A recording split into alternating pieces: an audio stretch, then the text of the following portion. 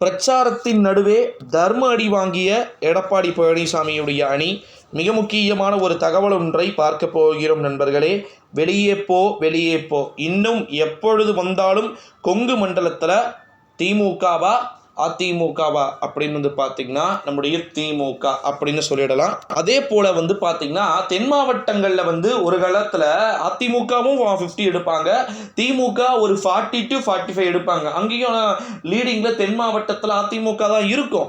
ஆனால் அந்த தென் மாவட்டங்களில் கடந்த 2021ஆம் ஆண்டில் 62% பிளேசஸில் டிஎம்கேவும் 38 பிளேசஸில் அதாவது அந்த சரிசம பங்கை பாதிக்கு பாதியை விட்டு கொடுத்து பெரும்பான்மையை தென் மாவட்டங்களிலும் வட மாவட்டங்களிலும் பார்த்தீங்கன்னா நம்முடைய திராவிட முன்னேற்ற கழகத்தின் தலைமையிலான கட்சி பார்த்தீங்கன்னா வெற்றியை பெற்றது. ஒரு மிகப்பெரிய அதாவது வன்னியர்களுக்கான இடஒதுக்கீடு 7.5% இடஒதுக்கீடை கொடுத்ததன் விளைவாக வட மாவட்டங்களில் இருக்கக்கூடிய தொகுதிகளிலும் எடப்பாடி பழனிசாமிக்கு ஓட்டு வந்துவிட்டது. ஆனால் தென் மாவட்டங்கள் தான் ஆட்சி அமைக்க தீர்மானித்ததே எடப்பாடி பழனிசாமிக்கு. அதாவது ஆட்சி கவிழ ஒரு தீர்மானம் செய்தது. 160 எம்எல்ஏக்கள், அதாவது 158 பேர் திமுகவில் இப்போ திமுக பிளஸ் கூட்டணி கட்சியில் வெற்றி பெற்று ஆட்சியை 2021ஆம் ஆண்டு அமைத்திருக்கிறார்கள். அப்படின்னா அதற்கு மெயின் காரணம் எடப்பாடி பழனிசாமியும் தான் அப்படின்றத நீங்கள் புரிந்து கொள்ள வேண்டும். காரணம் என்னன்றதை நான் உங்களுக்கு சொல்லிட்டேன், ஓகேங்களா? ஏன்னா குறிப்பாக இப்போ பிரச்சாரம், இப்பயும் பிரச்சாரத்துக்கு போனால் தர்ம அடியை வாங்க எடப்பாடி பழனிசாமியுடைய அணி தயாராக இருக்க வேண்டும். அதற்கு ஓ பன்னீர்செல்வம் சில விதமான பிளான்களை போட்டு வைத்திருக்கிறார். அங்கே நடக்கக்கூடிய விஷயங்கள் எல்லாம் பார்த்தீங்கன்னா பிரதிபலிக்கக்கூடிய வகையில் சில விதமான பிளான்களை போட்டு வைத்துக் கொண்டிருப்பதா தகவல்கள் வெளியாகி இருக்கு.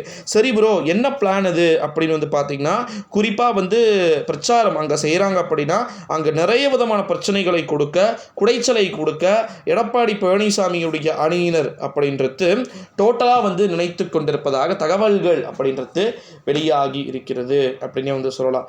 செய்த தப்புக்களும் குற்றங்களும் காலம் இருக்கின்ற வரையில், உலகம் சுழற்றுகின்ற வகையில் இருந்து கொண்டே தான் இருக்கும், ஓகேங்களா?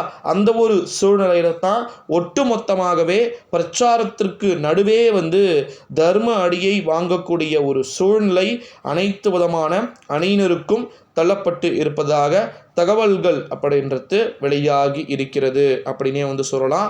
ஸோ எடப்பாடி பழனிசாமியுடைய அணியினர் நிறைய விதமான விஷயங்களில் வசமாக சிக்க போகிறாங்க அப்படின்றதுல என்னவோ எனக்கு உறுதியான நிலைப்பாடு, உறுதியான முடிவுகள் தென்படுகிறது அப்படின்னே சொல்லிவிடலாம் நண்பர்களே.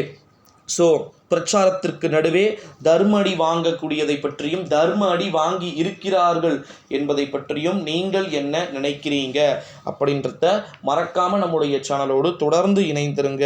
இது போல் நிறைய விதமான காணொளிகள், தொடர் காணொளிகள் பார்த்திங்கன்னா நிறைய இருக்கிறது, ஓகேங்களா? ஸோ அதை பற்றியெல்லாம் பிரச்சாரத்திற்கு நடுவே பார்த்திங்கன்னா தர்ம அடியையும் வாங்க திட்டம் போட்டு கொண்டிருக்கிறார்களாம் எடப்பாடி பழனிசாமியுடைய அணியினர், ஓகேங்களா? ஸோ அதை பற்றி எல்லாம் நம்ம வெயிட் பண்ணி தான் பார்க்கணும் நண்பர்களே.